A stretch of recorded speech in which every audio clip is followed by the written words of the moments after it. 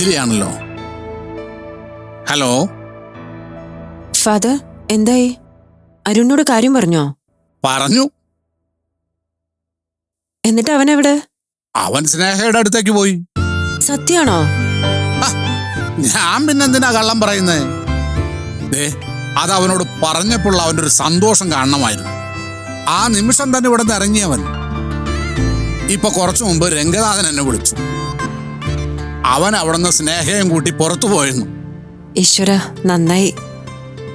അല്ല, ഇനി എങ്ങനെ അവര് തമ്മിൽ വഴക്ക് സൂക്ഷിക്കാൻ പറ്റുന്നേ? എന്തായാലും അത് യോഗമുള്ളൊരു കുഞ്ഞാ. ആദ്യ നിയോഗം തന്നെ അച്ഛനമ്മമാരെ ഒരുമിപ്പിക്കുക എന്നുള്ളതല്ലേ. ഫാദർ, ഇനിയിപ്പോ ഇത് നീട്ടിക്കൊണ്ടുപോകാനൊന്നും പറ്റില്ല. രണ്ടുപേരുടെയും കുട്ടികളെ അവസാനിപ്പിച്ച് പിടിച്ചങ്ങോട്ട് കെട്ടിക്കണം. ഞാനിപ്പോ രംഗനാഥന്റെ അടുത്തേക്ക് ഇറങ്ങാൻ ഒരുങ്ങുവാ. ഇതിനൊരു തീരുമാനം എടുക്കണ്ടേ? ഫാദർ, സ്നേഹയ്ക്ക് എന്നോടുള്ള പരിഭവത്തിന്റെ അളവ് കുറഞ്ഞിട്ടുണ്ടോന്നൊന്നും എനിക്കറിയില്ല. ആ കുട്ടിയെ ഞാൻ ആദ്യം കാണുന്ന തന്നെ അരുണിനെ ഇഷ്ടപ്പെടുന്ന ആളെന്നുള്ള നിലയ്ക്കാ. സ്നേഹ അവന്റെ പെണ്ണാവുമ്പോ എത്ര സന്തോഷിക്കാമോ അത്രയും സന്തോഷിക്കുന്ന ഒരാളാ ഞാൻ. ഇപ്പോഴെങ്കിലും ഫാദർ അവളെതൊന്ന് പറഞ്ഞു മനസ്സിലാക്കണം. എന്റെ ഒരു കണക്കൂട്ടൽ ഞാൻ പറയട്ടെ മോളെ. ഇന്ന് അവരൊരുമിച്ച് യാത്ര ചെയ്യുമ്പോൾ സകല പരിഭവങ്ങളും പിണക്കങ്ങളും ഒക്കെ അതിലങ്ങ് അലിഞ്ഞു തീരും. കാരണം അവരിനി പുതിയൊരു യാത്രയിലാ. അവിടെ മറക്കാത്ത വിഷയങ്ങൾ എന്തെങ്കിലും ഉണ്ടാവോ? സ്നേഹയ്ക്ക് അല്പം എടുത്തുചാട്ടമൊക്കെ ഉണ്ട്. ഈ സമയത്ത് മറ്റുള്ളവരെ മനസ്സിലാക്കാത്ത അവസ്ഥയുണ്ട്. അതിന്റെ കൂടെ പൊരുത്തപ്പെടാൻ അരുണിനും പറ്റണം. ഉപദേശിക്കാനൊക്കെ ഒരു പരിധിയുണ്ടല്ലോ. അതിനപ്പുറത്ത് അവര് രണ്ടുപേരും കൂടി തീരുമാനിക്കുന്നതാ യഥാർത്ഥ തീരുമാനം. അതെങ്ങനെ വേണമെന്ന് അവര് തീരുമാനിച്ചോട്ടെ. എന്നാ പിന്നെ ഞാൻ വിളിച്ചോളാം ഫാദർ. അല്ല, മൈഥിലി അരുണെന്ന് വിളിക്കുന്നില്ലേ? വേണ്ട വേണ്ട. വേറെ ആരുടെ മുന്നിൽ ഈ കാര്യം പറയാൻ ചമ്മലില്ലെങ്കിലും എന്റെ മുന്നിൽ അവൻ പാടുപെടും. ഇപ്പൊ അവരുടെ സന്തോഷം നടക്കട്ടെ ഫാദർ.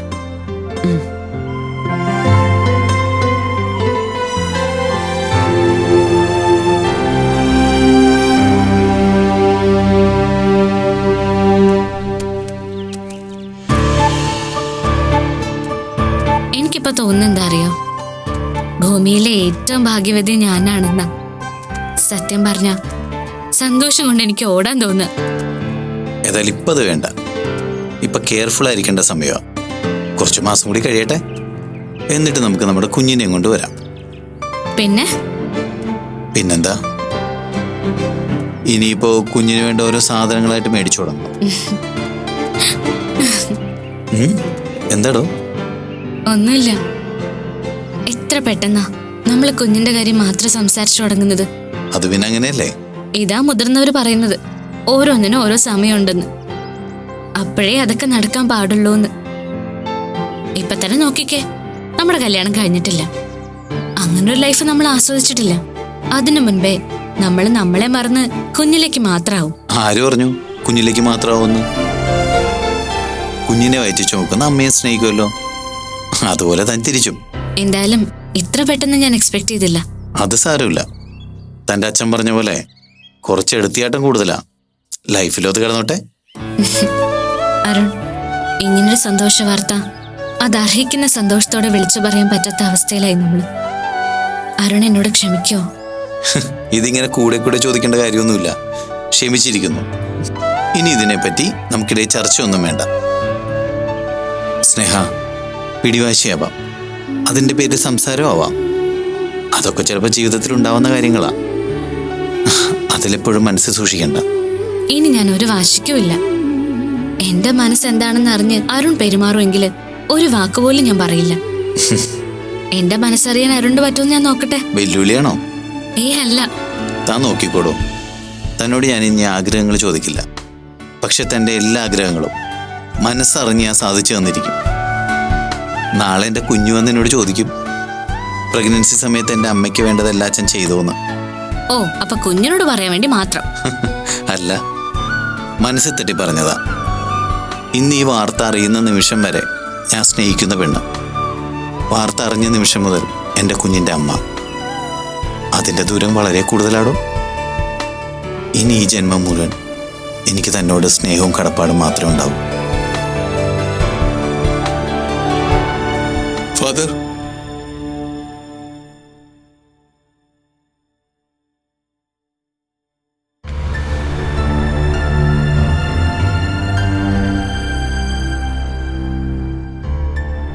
എടോ, താനൊന്ന് സമാധാനായിട്ടിരിക്കടോ. ഇനി എന്തിനാണോ തനിക്ക് ടെൻഷൻ? പിള്ളേർ അവരുടെ സന്തോഷം ആഘോഷിക്കാൻ പോയിരിക്കുമല്ലേ, അതും ഒരൊറ്റ മനസ്സോടെ. ഇതല്ലടോ നമ്മൾ ആഗ്രഹിച്ചത്. അതെ ഫാദർ, ഒരുപക്ഷെ ഇങ്ങനൊരു തീരുമാനത്തിന് അരുൺ മടിച്ചിരുന്നെങ്കിൽ അത് ഈ ജന്മം മുഴുവൻ എൻ്റെ ഒരു വേദനയായി മാറുമായിരുന്നു. ഞാൻ കഴിഞ്ഞൊരു മണിക്കൂറിനുള്ളിൽ എന്തൊക്കെ ചിന്തിച്ചു കൂട്ടിയെന്ന് ഫാദറിനറിയോ? എടോ, തൻ്റെ പൊള്ളലേറ്റ മനസ്സ് എനിക്ക് വായിക്കാൻ കഴിയുന്നുണ്ട്. ആരായാലും ഒന്ന് പതറിപ്പോവും. അത് തനിക്കും സംഭവിച്ചു. ഇനിയിപ്പോ മുടക്കം വന്ന കാര്യങ്ങളൊക്കെ പെട്ടെന്ന് തീർക്കണം. ഒരു ഡേറ്റ് ഫിക്സ് ചെയ്യണം, വിത്തിൻ 1 വീക്ക്. ഇനിയിപ്പോ ഒരാർഭാട വിവാഹത്തിനൊന്നും ആവശ്യമില്ല. ഏതെങ്കിലും ഒരു രജിസ്റ്റർ ഓഫീസിൽ പോരെ? മതി. രംഗനാഥ, ഞങ്ങൾ ഈ പുരോഹിതന്മാര് അടുത്തു വരുന്നവരോട് സ്ഥിരം പറഞ്ഞു കൊടുക്കുന്ന ഒരു ഡയലോഗുണ്ട്. കഠിനമായ വെയിലിൽ നടക്കുന്നവനെ ഒരു തണൽ കാത്തു നിൽപ്പുണ്ടാവുമെന്ന്. അതിതീവ്രമായി ദുഃഖിക്കുന്നവന് ഒരു സന്തോഷം കരുതി വെച്ചിട്ടുണ്ടാവുമെന്ന്. തന്റെ കാര്യത്തിൽ അത് പാലിച്ചു. ഇനിയിപ്പോ താൻ പെട്ടെന്ന് ഒരുങ്ങിക്കോ. അമ്മയച്ചനാവാനല്ല, അപ്പൂപ്പനാവാൻ.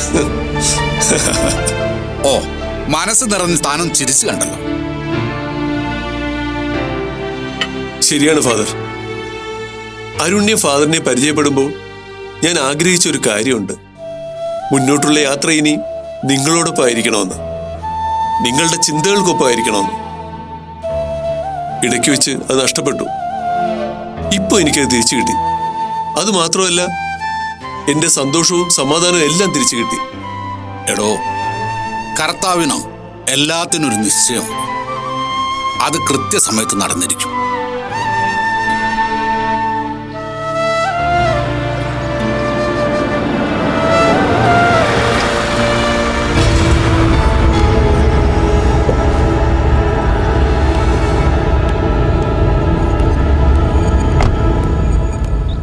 സാരംഗ് വന്നോ മോളെ?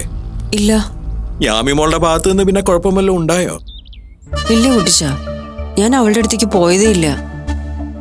അവള് ഗിറ്റാർ ക്ലാസ്സിന് പോയിരിക്കുക.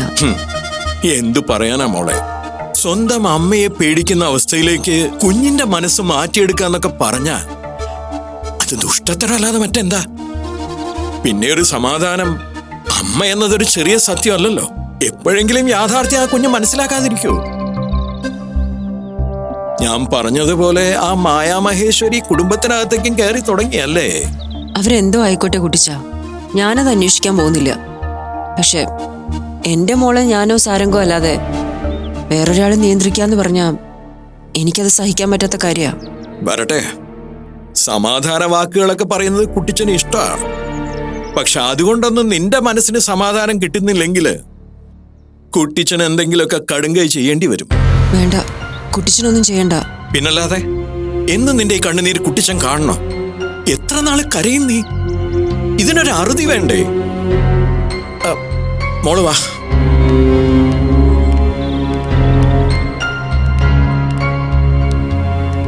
ലക്ഷ്മി, ദാ നിന്റെ മോള് വന്നു.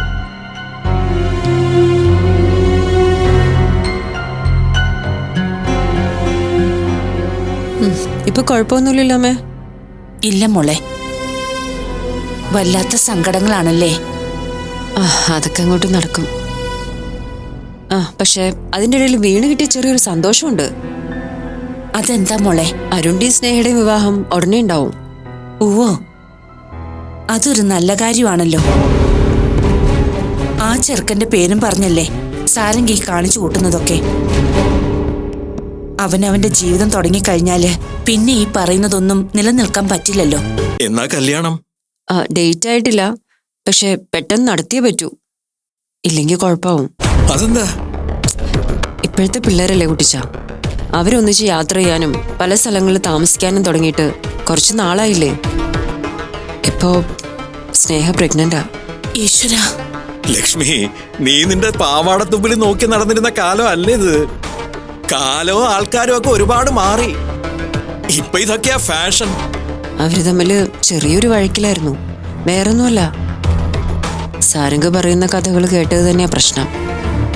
എന്തായാലും അത് ഇതോടെ മാറി. അതിന്റെ ഒരു സമാധാനമുണ്ട് മനസ്സിന്. കഴിഞ്ഞ തവണ നീ വന്ന് അടുത്തിരുന്നപ്പോ ഞാൻ പറഞ്ഞില്ലേ, എല്ലാ പ്രശ്നങ്ങളും ഒന്നിച്ച് തീർന്നില്ലെങ്കിൽ പോലും ഓരോന്നോരോന്നായിട്ട് തീരുവെന്ന്.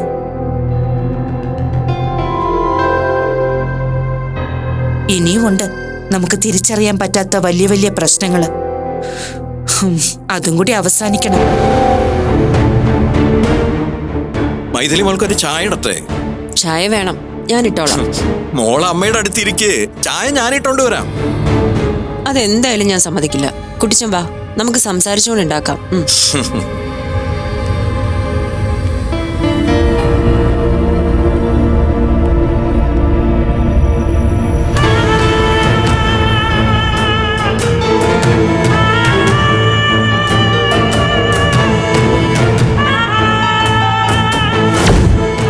പാവം, അവള് വിശ്വസിക്കുക. എങ്ങനെ എന്റെ കുട്ടിക്കൊരു തിരിച്ചറിവ് കൊടുക്കുന്നത്?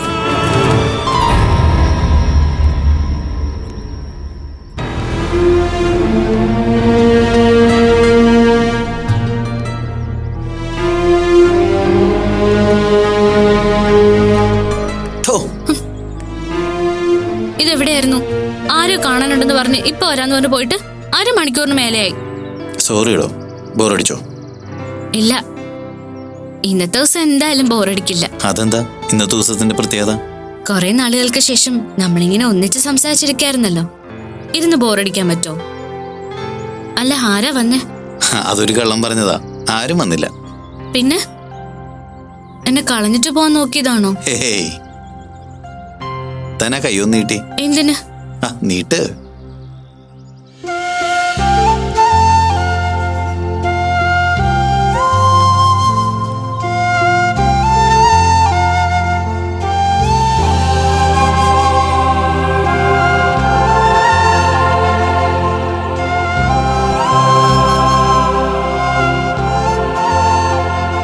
ഇത് വാങ്ങാനാണോ പോയത്?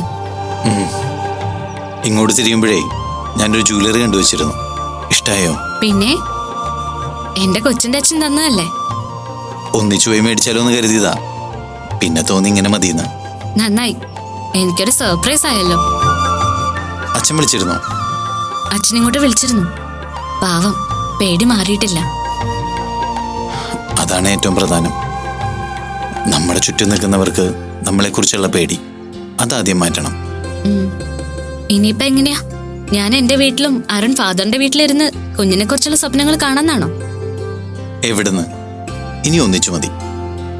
അച്ഛനും ഫാദറും കൂടി അതിന്റെ ഒരുക്കങ്ങൾ എന്തൊക്കെ നടത്തുന്നുണ്ട്. ചെറിയൊരു സൂചന തന്നു. അവര് തീരുമാനിക്കട്ടെ. ഇനി കാരണവരനുസരിക്കാണ്ടിരുന്ന അതിനൊരു പ്രശ്നം വേണ്ട. ഇപ്പോഴേ നമ്മൾ ഗുരുതക്കേട് കാണിച്ചവരാ. എങ്കിലിനി നമുക്ക് പോയാലോ? തിരക്കായോ? തിരക്കൊന്നുമില്ല, ചെറിയൊരു ക്ഷീണമുണ്ട്. ക്ഷീണം തോന്നുന്നുണ്ടെങ്കിൽ ഒരു നിമിഷം പോലും ഇവിടെ നിൽക്കണ്ട, സ്ഥലം വിടാം. കെയറിങ് അല്പം കൂടുന്നുണ്ടോ? കെയറിങ് അല്പം കൂടിയാലെന്താ? ഞാനല്ലാതെ വേറെ ആരാ തന്നെ കെയർ ചെയ്യാനുള്ളത്? ബാ.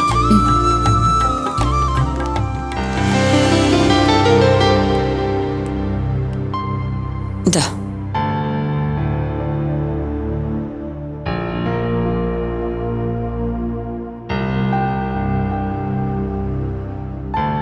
കുട്ടിച്ചൻ എവിടെ? ചീരയ്ക്ക് വെള്ളമൊഴിക്കാൻ തോന്നുന്നു. എനിക്ക് മോളോടൊരു കാര്യം പറയാനുണ്ട്. എന്താ അമ്മേ? കുട്ടിച്ചനെ പറ്റിയാ. കുട്ടിച്ചൻ നീ കരുതുന്ന പോലത്തെ ആളൊന്നുമല്ല. എന്തു പറ്റി? കുറെ കെട്ട ശീലങ്ങളുണ്ട്. അതെത്രമാത്രം ദ്രോഹമാണെന്ന് കുട്ടിച്ചൻ ചിന്തിക്കുന്നില്ല. അമ്മ എന്തൊക്കെയാ പറയുന്നത്? നീ കണ്ണിൽ കാണുന്നതൊക്കെ അപ്പടി വിശ്വസിക്കും. അത് നിന്റെ നല്ല മനസ്സിന്റെയാ. കണ്ടും കേട്ടും സഹി കെട്ടതുകൊണ്ടാ അമ്മ ഇപ്പൊ നിന്നോട് പറയുന്നത്. പറയമ്മേ. പകൽ വെട്ടത്ത് നീ കാണുന്ന കുട്ടിച്ചനല്ല യഥാർത്ഥത്തിലുള്ള കുട്ടിച്ചൻ. കുട്ടിച്ചന്റെ ശീലങ്ങള്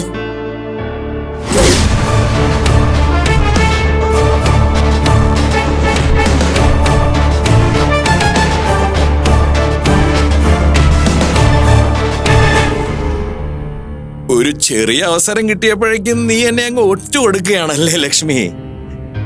എന്താ മോളെ അമ്മ പറഞ്ഞത്? ഒന്നുമില്ല കുട്ടിച്ച. പകൽ വെട്ടത്ത് കാണുന്ന കുട്ടിച്ചനല്ല യാഥാർത്ഥ്യം എന്ന് പറഞ്ഞില്ലേ? അത് സത്യമാ.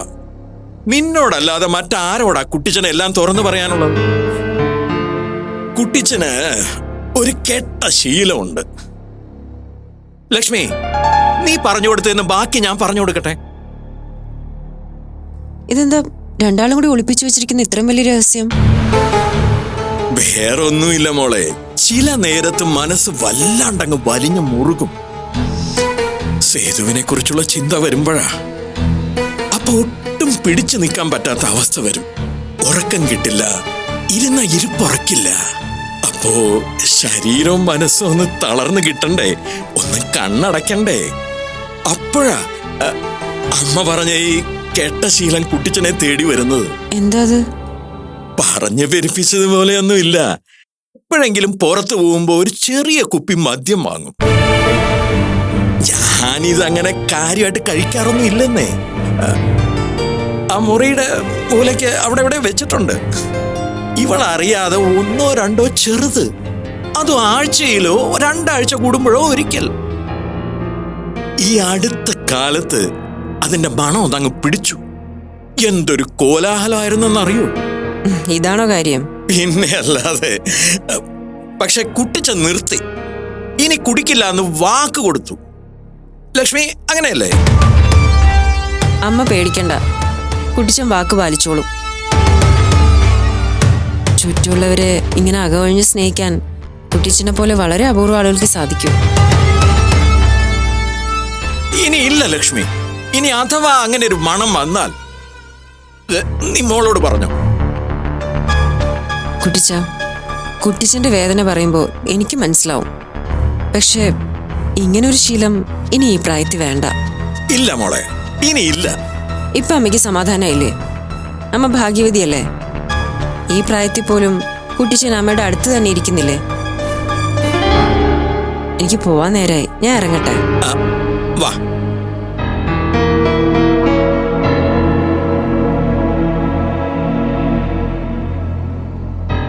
ഞാൻ ഇറങ്ങട്ടെ കുട്ടിച്ച. എന്തെങ്കിലും ഉണ്ടെങ്കിൽ വിളിക്കാൻ മടിക്കണ്ട.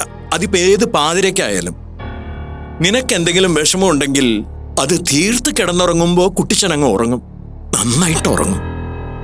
എനിക്കും വിശ്വസിക്കാവുന്ന ഒരിടം ഇവിടെ മാത്രമേ ഉള്ളൂ. ഞാൻ ഇറങ്ങട്ടെ.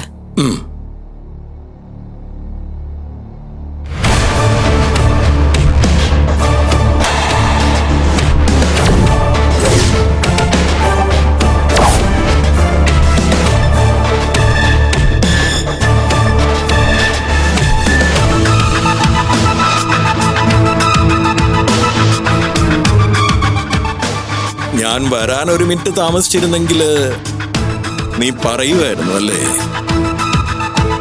ഇങ്ങനെ ഒരു തടസ്സം വന്നപ്പോ നിനക്ക് മനസ്സിലായോ ഞാൻ ചെയ്യുന്നത് ന്യായമാണെന്ന്? എന്തായാലും ഇപ്പൊ ഈ കഴിഞ്ഞത് നിന്റെ അവസാന ശ്രമമായിരിക്കണം.